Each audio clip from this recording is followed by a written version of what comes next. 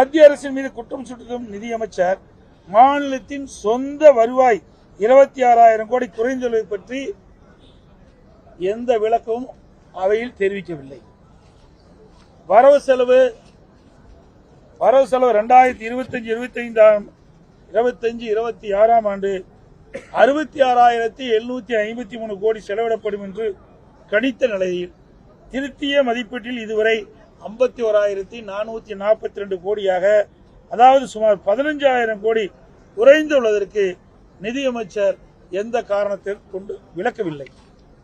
நிதி பற்றாக்குறை 24-25 96,000 கோடி என்று கணித்த நிலையில் இந்த கணக்கின்படி அது 1,01,000 கோடியாக, அதாவது 5,000 கோடி அதிகரித்துள்ளது.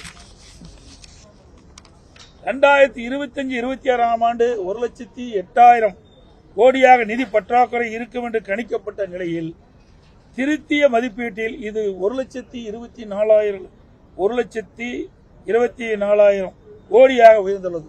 அதாவது நிதி பற்றாக்குறை சுமார் 16,000 கோடி அதிகரித்துள்ளது. 2026-27 இடைக்கால பட்ஜெட்டில் நிதி பற்றாக்குறை 1,22,00,000 கோடியாக இருக்கும் என்று குறிப்பிட்ட நிலையில் திருத்திய மதிப்பீட்டில் கண்டிப்பாக இது உயரும். இந்த ஆண்டு நடப்பாண்டு 2026-27 1,22,000 கோடி பற்றாக்குறைக்கு சொல்றாங்க. திருத்திய மதிப்பீடு இன்னும் குறை இருக்குது. இவ்வாறு நிதி பற்றாக்குறை அதிகரித்துக் கொண்டே சென்றால் அதை ஈடு செய்ய மக்கள் மீது வரிச்சுமை மற்றும் கடன் வாங்கும் அளவு கூடும். இது மாநில வளர்ச்சிக்கு உகந்ததல்ல. திரு ஸ்டாலின் ஆட்சிக்கு வந்தவுடன் திரு ரகுராமன் ராஜன் அவர்கள் தலைமையில் நிதி மேலாண்மை குழு அமைத்து மாநில நிதிநிலை சீர் செய்யப்படும் என்று சொன்னாங்க. இதுக்கு ஒரு நிபுணர் குழு அமைச்சாங்க.